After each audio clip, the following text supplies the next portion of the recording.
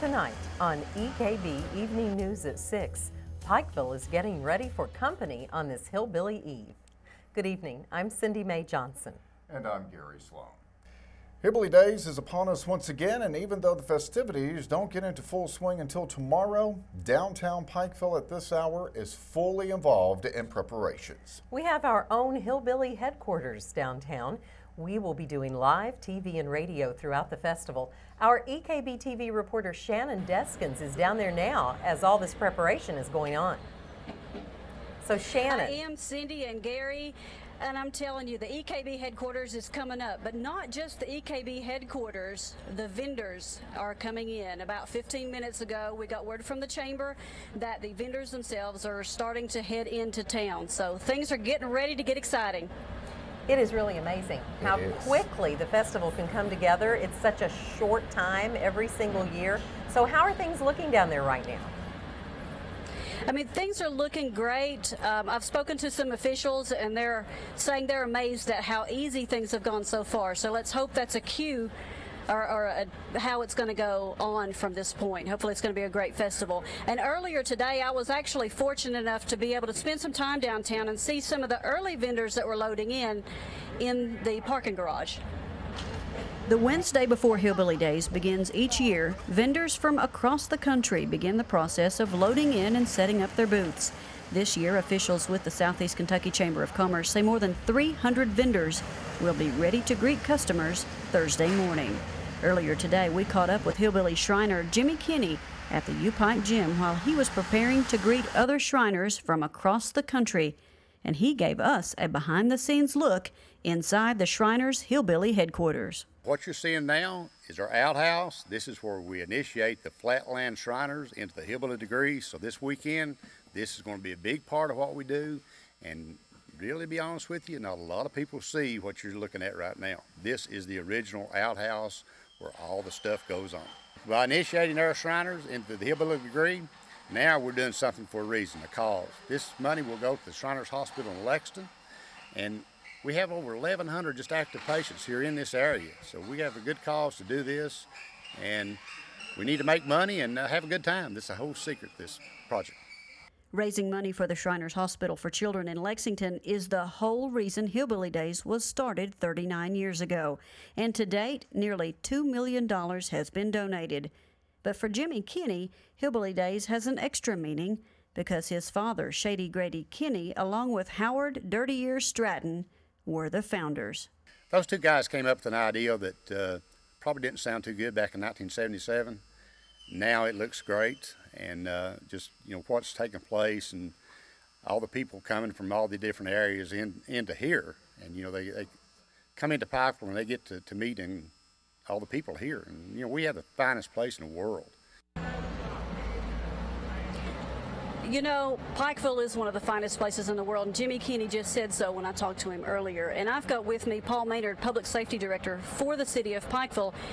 And you guys know how great this city is and how great this festival is. It is. I mean, what better cause could you have of these kids? And, you know, the main thing we want to make sure is it's a safe environment, get as many people down here and help these children as much as we can. And so far, it's just been wonderful. We had a real easy clearing of the streets, didn't have to tow any vehicles, and we've started our move in now.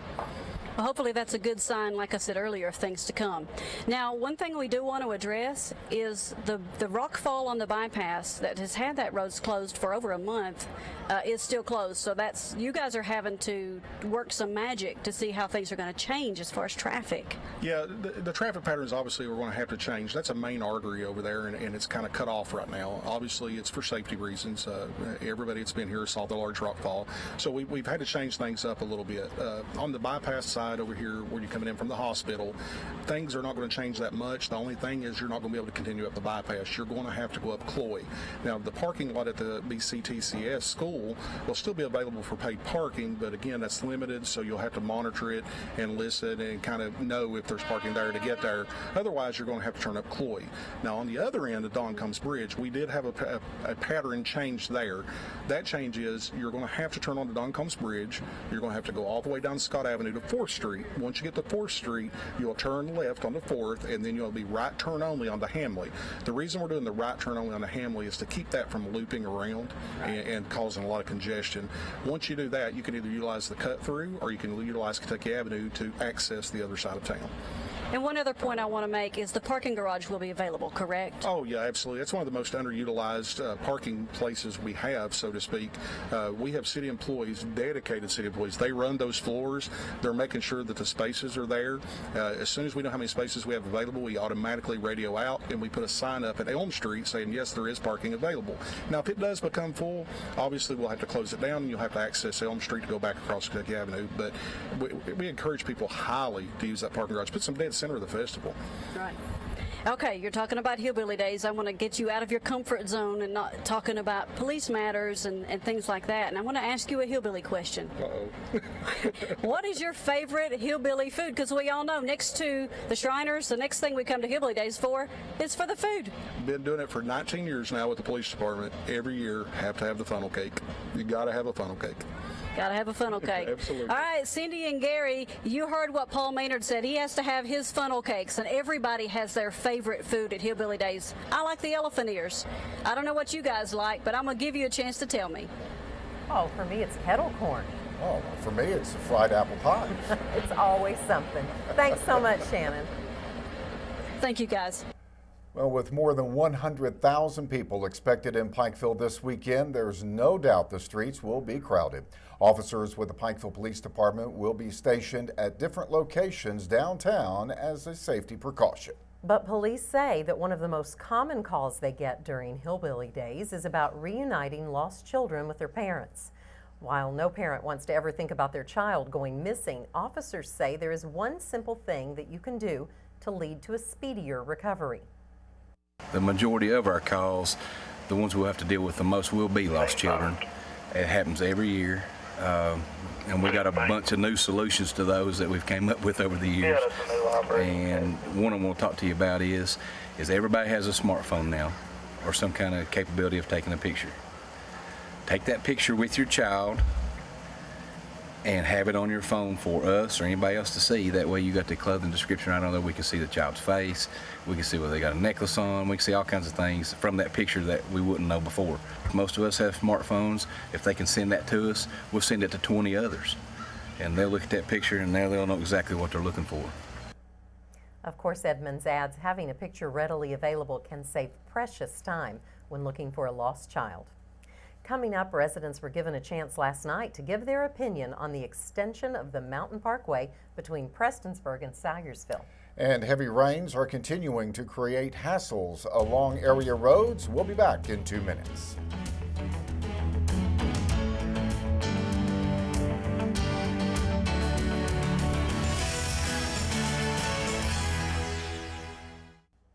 It's a story that is getting to be a little too familiar. All area hillsides, some of them on the move again after yet another round of heavy rains. EKB News reporter Shelby Steele spoke with officials in Pike County about a number of challenges they are facing as well as steps you can take to remain safe. The region hasn't been able to catch a break as far as the weather is concerned. Flash flooding and mudslides have occurred one after the other, making it difficult for emergency officials to clean and clear before another weather-related disaster occurs. Emergency officials are reminding residents to be aware of their surroundings at all times. Public Safety Director Paul Maynard offers some safety tips and what you should be aware of during rainy weather. Good things to look for is water runoff. If you see water running off, there's always a possibility there could be a slide there. Listen for noises. These slides will make noises. They don't necessarily start where you can see them. They can start up the hill. You want to look for debris in the road. If you see debris already in the road, the likelihood is more will come behind it. So all those factors you definitely want to keep an eye on. And if you live in a prone area, it doesn't hurt just to keep a close check on it. Maynard adds that while you are traveling to work or running errands, you should avoid areas that may be dangerous. If you know that there's a prone area, the best bet is just to avoid it. If you've got an alternative road you can take, go ahead and take that road.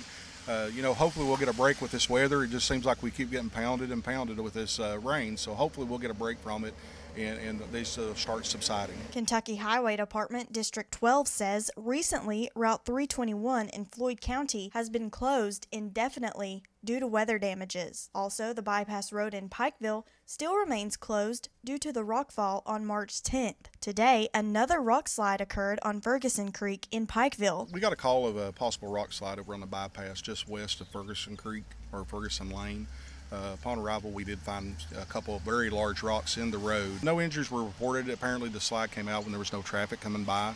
So the first car on scene called us. We made a very quick response along with the highway. For EKB Evening News at 6, I'm Shelby Steele. While work on the Mountain Parkway expansion is currently underway in Magoffin County, the public got its first look at plans to extend the highway from Salyersville to Prestonsburg last night. 2 proposals are under consideration. EKB News reporter Courtney Lovern attended the meeting and brings us this report. At Prestonsburg Elementary yesterday evening, locals met with transportation officials to discuss plans for the Mountain Parkway extension that will connect Salyersville and Prestonsburg. The public information meeting was a chance to get the public's feedback on the 2 proposals for the extension and which one they preferred more, a new cross-country route or widening the existing corridor. It's actually been very good. We've had a very good turnout, probably one of the more populated turnouts that we've had of any project public meeting that we've had on the Mountain Parkway. It's been really good. The Kentucky Transportation Cabinet is in charge of the project, and state workers, engineers, and consultants were on hand for any questions the general public might have about the plans. This size of a project is a big step forward for the Cabinet. To that, the Cabinet itself doesn't necessarily do projects of this scale anymore. You're talking about a 46-mile overall Mountain Parkway expansion project, with a bill of about $750 million. It's not something that the Cabinet necessarily does anymore. It's a large-scale project, but we feel like it's for the greater good of the region. One local shared his opinion on the meeting. It's a good event. I mean, there's a lot of turnout. I think hopefully there's a lot of good input that'll be left for these folks to look at and make maybe a long-range plan for this thing. Ousley, who owns an engineering company, is affected by both routes. On the existing road expansion, his business would be an issue. On the cross-country route, homes that he just built would be affected, along with his mother-in-law's home. Since Ousley is an engineer, he decided to provide his own input into the expansion plans. I did a little bit of looking at it, overlaid the routing that was on the internet on a topo map, and saw an obvious fix that would avoid my place anyways, and it actually shortens the road by about 3/4 of a mile. So hopefully that'd be a significant savings and might make it easier to build the road, or at least get it started.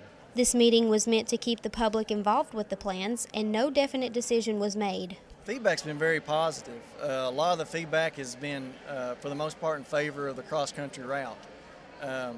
Understandably so. I mean, there are, right-of-way and relocation impacts for both. It's just that one is more intense than the other. The Cabinet handed out forms so they could receive comments and opinions from the general public on the expansion ideas. Reporting for EKB Evening News at 6, I'm Courtney Lovern. Tomorrow night, the Kentucky Public Service Commission will be holding a pair of hearings on rate increases proposed by Mountain Water District and Kentucky Power. The hearings will begin at 5 p.m. at Pikeville High School. Mountain Water District is proposing a 25% rate increase, which would raise customer bills an average of $8 a month. Kentucky Power is seeking a 12.5% rate hike, which would raise bills an average of $22 a month. While the decision to hold the hearing in Pikeville during Hillbilly Days might seem odd, PSC officials said they simply had no other choice. And we realize this is the first day of Hillbilly Days in Pikeville, so we realize that may be something of an issue, but it was really the only date that was available. Basically, looking at the PSC schedule, we've got 4 major rate cases pending before the Commission right now, and working around all of the hearings that have been scheduled, because all of those have got statutory deadlines. So looking at when we could work around the hearings that have been scheduled in those cases, as well as, we tried to avoid spring breaks for schools in the communities that we were going to, because obviously you want people to be in town. The hearing will begin with a summary of the two proposals and the regulatory process governing the utilities. The PSC will then accept comments first on the Mountain Water District proposal, followed by the Kentucky Power proposal. Today is April 15th, also known as Tax Day in the United States. Today is the final day to file your state and federal income taxes and avoid penalties. However, unlike in the past, rushing to the mailbox late tonight won't save you. Local post offices no longer offer late postmarking for tax day. Instead, if you've put off filing your taxes until the very last minute, you can still file as long as you do it electronically to avoid the extra payments. Well, it appears that the days of horse racing in eastern Kentucky are over. The Corbin Times-Tribune reported this week plans to build a racetrack along the Corbin bypass using the racing license currently owned by Thunder Ridge in Prestonsburg. The newspaper reports that construction of the new $30 million Thunder Gap racetrack is expected to begin in July or August, with completion in 2016. The license has yet to be transferred, but the state appears on board with the project, with Governor Steve Beshear committing $1 million in state discretionary funds toward funding roadwork to the site. A prominent business leader in Pike County has died today. T.T. Colley was a former teacher, a coal operator, and developer. In 1957, he founded Colley Block Company. Colley served in the U.S. Navy and was on the board of directors at Pikeville Medical Center. As a member of the PMC board, he played a critical role in fundraising and oversaw many of the hospital's construction projects. Visitation will be at the J.W. Collins Son Funeral Home in Pikeville beginning tomorrow at 6. Funeral services are scheduled for Friday at 1, with entombment at the York Mausoleum at Johnson Memorial Park. Colley was 88 years old. Coming up, the Reds were back in action last night. Andrew Joyce will be in to let us know how they did. But first, EKB Chief Meteorologist Lathan Hopkins will be in to give us the forecast for Hillbilly Days and beyond. We'll be back in 2 minutes.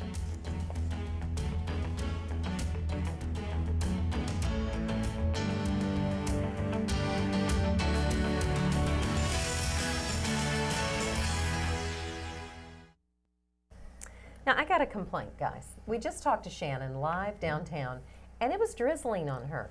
Where's the good weather for Hillbilly Days? It's just Wednesday.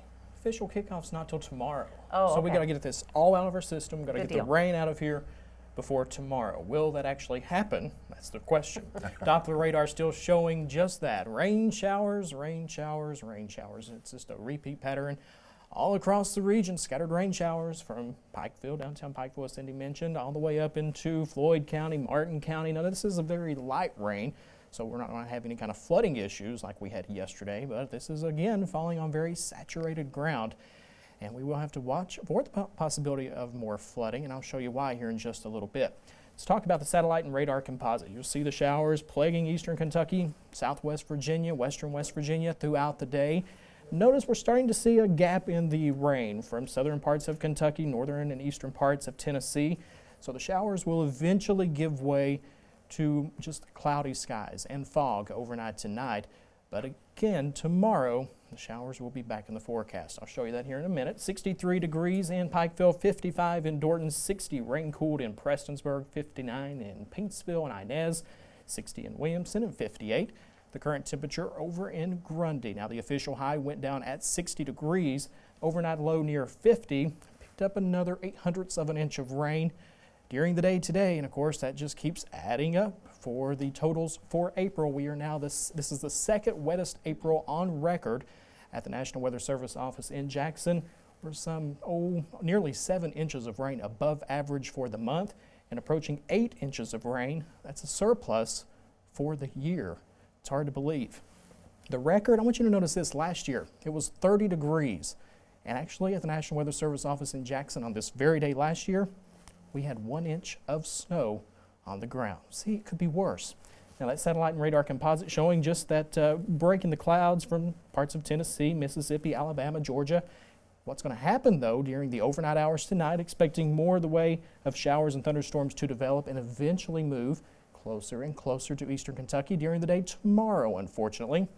This is about early afternoon, you'll see those showers moving right toward eastern Kentucky, and you can see a lot of showers developing afternoon and evening tomorrow. Now again, it will not be an all-day rain like we had today, but take the umbrella if you plan on heading to downtown Pikeville, just in case you get caught under one of those showers. I think the best day of the festival will be on Friday. Now, of course, with the showers today, the pollen count, sponsored by Faith Pharmacy, Adams Plaza in Pikeville, very low, but tomorrow, back to 8 out of a possible 12. Friday, Saturday, back into the high category, 10.3 on Friday and 11 by Saturday. 50% chance of rain for tomorrow, temperatures upper 60s. We'll lower that to a 30% chance of rain on Friday, temperatures back in the mid 70s. Same deal on Saturday, 40% chance of rain, and again, temperatures in the mid 70s. But Sunday, Monday, another good chance of showers and thunderstorms. When you combine that on top of what we've picked up over the last 2 or 3 weeks, we could again be running into some high water issues. Unreal. We're going to be talking flooding and landslides again. This will no doubt, April will go down as the wettest month that we've had in quite some time. My goodness. Thanks, Lathan. During Hillbilly Days, EKB is delighted to welcome our special guest, Banjo Neal, star of the popular Animal Planet series, Call of the Wild Man. Neal will be spending the festival at our live TV and radio mobile studio on Hambly Boulevard in front of the Cole Building. You can watch for him on our live TV broadcasts, come by and meet him during the festival, or watch for him on our parade float. The main reason that I'm here is for the Shriners, and the main reason the Shriners are here are for the kids. They do a great work in the hospital with these kids. It don't cost the parents anything. If a little kid needs surgery or whatever, it's the best charity on planet Earth. Banjo Neal, he is such a delightful man. He's a great guy. He really is. We'll be back with sports in 2 minutes. Well, it's a big day in Major League Baseball. Jackie Robinson Day. It is. It's Tax Day and Jackie Robinson Day, the anniversary of the day that Robinson broke the color barrier in Major League Baseball. We'll get to that story first. As the UK football program wrapped up their spring practice with strong momentum, Coach Mark Stoops called his team the most consistent of any time during his 2+ seasons in Lexington. It's good to wrap up spring, no major injuries. As I told the team afterwards, it's definitely been the most consistent we've been for the 15 practices. We're not perfect for all 15, but I felt like the guys were really out there making a conscious effort to improve on the things that we point out in the meetings, and we had great energy. Guys were really flying around this morning, having fun, competing, getting better all the way through. So very pleased with the progress we made.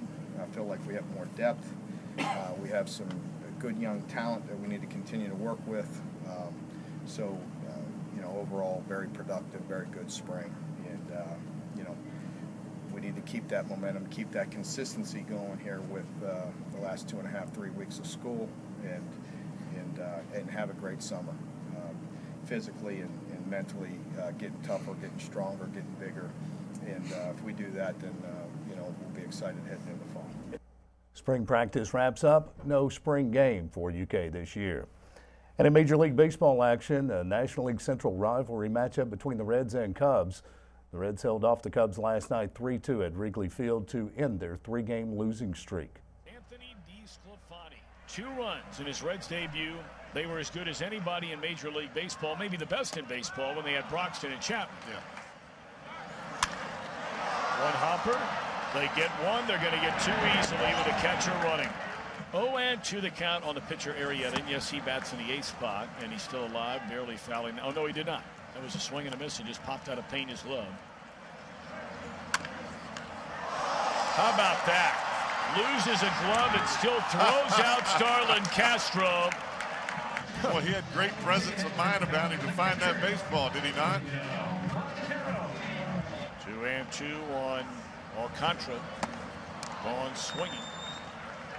Elevated the fastball there for his 3rd strikeout. Got him swinging. And that's that breaking ball you were calling for there, Cowboy. It's going to be a 1-2-3 inning in the 7th. Anthony DeSclafani 7 spectacular innings here in Chicago. 7 spectacular innings indeed for DeSclafani. 7 scoreless innings before being replaced in the 8th by former Cubs closer Kevin Gregg. Gregg walked a batter, allowed pinch hitter Wellington Castillo a 2-run homer, allowing the Cubs to score the only 2 runs of the night. Aroldis Chapman pitched a scoreless 9th for his 3rd save in 3 chances to close it out for the Reds, wrapping up their 3-2 win. The series finale at Wrigley Field is tonight at 8:05. And speaking of baseball, today is Jackie Robinson Day, the man that broke the color barrier in Major League Baseball in 1947. Today is the anniversary of his first Major League Baseball game. Robinson played 10 seasons for the Dodgers and finished with a .311 career batting average, 197 stolen bases, and 137 home runs. He made 6 All-Star Game appearances, a Rookie of the Year award honor, and was the National League MVP in 1949. Well, I knew the importance of the occasion. I remember Mr. Rickey saying to me that I couldn't fight back, and I wondered whether or not I was going to be able to do this. I knew that this was bigger than any one individual, and I would have to do whatever I possibly could to control myself. I felt real good as an American. Today, every Major League Baseball player will pay their respects to the great Jackie Robinson, wearing his number 42 in honor of this baseball legend. And in spite of yesterday's heavy rain across the region, one high school baseball game was completed. Jenkins traveled to Pikeville, where the Panthers got a huge 20-3 win in just 5 innings. Tonight, weather permitting on the baseball diamonds, Johnson Central goes cross town to Paintsville. Pike Central travels to Lawrence County, and Perry Central is at Prestonsburg. No local softball was played yesterday, but tonight the Lady Miners of Mingo Central go to Inez to face Sheldon Clark for a doubleheader, and Tug Valley is at home facing the Lady Hornets of Phelps. Also coming up, the University of Pikeville football program plays their annual spring football game tomorrow evening at the Hamley Athletic Complex in Pikeville. 6:30 is the kickoff. And it's almost time for Hillbilly Days, and that means some of the UK basketball players who have declared for the NBA draft make their way to the area signing autographs. Devin Booker will be at Wildcat Warehouse in Pikeville Friday from noon till 3. Carl Anthony Towns will be at Deskins Motors Saturday from 11 till 1. And Dakari Johnson and Trey Lyles will be at the Hillbilly Days Appalachian Wireless booth from 10 till noon. Because what we really need downtown at Hillbilly Days, more crowds. Oh, yes. And Kentucky players always draw a crowd. Absolutely. We'll be back in 2 minutes. Well, another look at the weather, Lathan. Temperatures tonight dropping back into the low 50s. Tomorrow, upper 60s, 50% chance of rain in the forecast. But things start to improve for Friday and Saturday. Temperatures back in the mid-70s. But we'll continue to watch it. Okay. And games being played or not? Doubtful this evening. We've had a lot of rain. Amazed that Pikeville got a game in on the artificial turf. Yeah, that made news. It did. That's a big deal. It did. Well, that will do it for tonight's EKB Evening News. Remember, you can get more local news anytime by listening to the radio stations of East Kentucky Broadcasting. And you can follow EKB News and EKB TV on Facebook and Twitter. We're going to leave you tonight with some beautiful footage of local wildlife captured by our own Ronnie Hilton. Good night, and thanks for watching.